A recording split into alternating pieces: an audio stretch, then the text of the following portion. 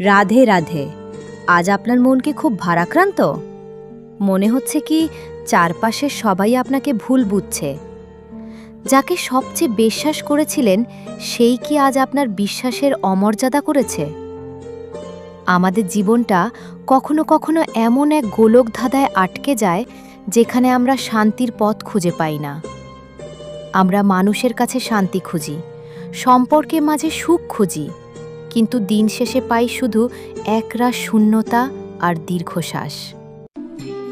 আপনার এই অশান্ত মনকে শান্ত করতেই আজ আমি আপনাদের কাছে নিয়ে এসেছি পরমেশ্বর শ্রীকৃষ্ণের এক পরম সত্য কাহিনী। এই কথাগুলো কেবল শব্দ নয়, এগুলো আপনার আত্মার ঔষধ। আপনি যদি আজ খুব কষ্টে থাকেন, তবে অনুরোধ করব, আগামী ৩০ মিনিট পৃথিবীর সমস্ত কোলাহল থেকে দূরে গিয়ে একটু নিভৃতে বসুন। এই ৩০ মিনিট আপনার জীবনের দৃষ্টিভঙ্গি বদলে দিতে পারে।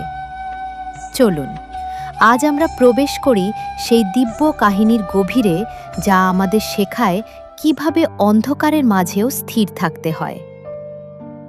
মূল কাহিনী: তৃষ্ণার্ত শিষ্য ও ঘোলা জল। সেদিন ছিল এক প্রচণ্ড গরমের দুপুর।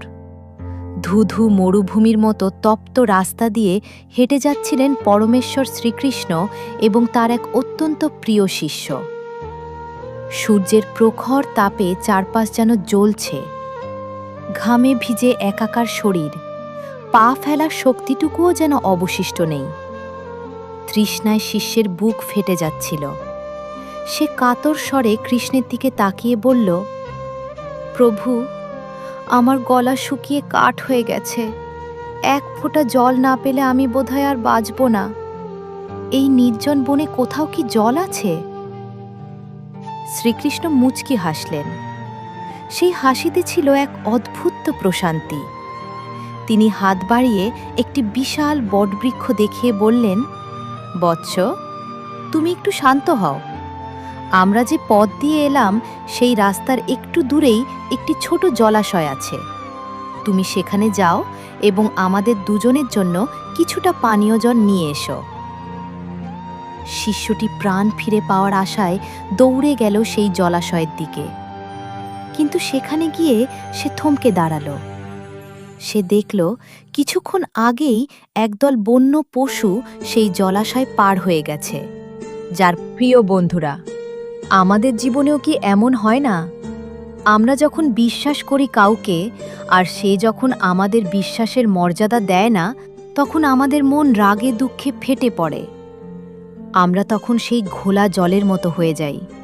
আমরা তখন প্রতিশোধ নিতে চাই, চিৎকার করতে চাই। কিন্তু কৃষ্ণ বলছেন, থামো, একটু স্থির হও। ঈশ্বর আপনাকে কেন এই কষ্টটা দিলেন জানেন? কারণ তিনি আপনাকে দেখাতে চেয়েছিলেন যে আপনি যে পাত্রে দুধ ঢালছেন সেটা আসলে একটি বিষাক্ত সাপ। বিষাক্ত সাপকে দুধ খাওয়ালেও সে ছোবলেই না মারবে, এটা তার স্বভাব। তাই যখন কেউ আপনাকে ঠকায়, সেটাকে কষ্ট হিসেবে নয়, বরং একটা বড় শিক্ষা হিসেবে নিন।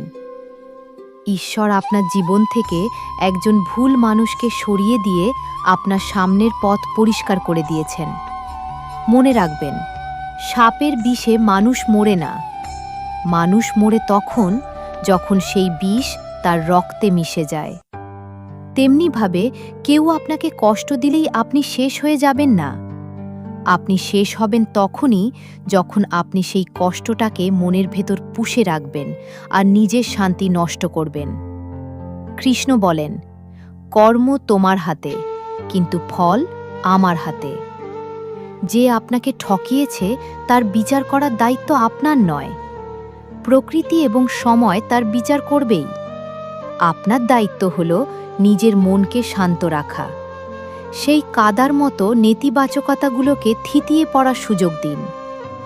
অন্ধ বিশ্বাস করা আপনার ভুল ছিল না, কিন্তু সেই ভুল থেকে শিক্ষা না নেওয়াটা আপনার ব্যর্থতা।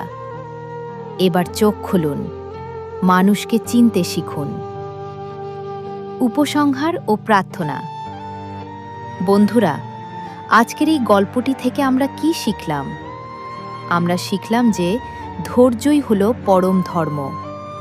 আপনার মন যদি আজ খুব অশান্ত থাকে, তবে একবার জোরে শ্বাস নিন এবং মনে মনে বলুন, হে কৃষ্ণ, আমি আমার এই অশান্ত মন তোমার চরণে সমর্পণ করলাম।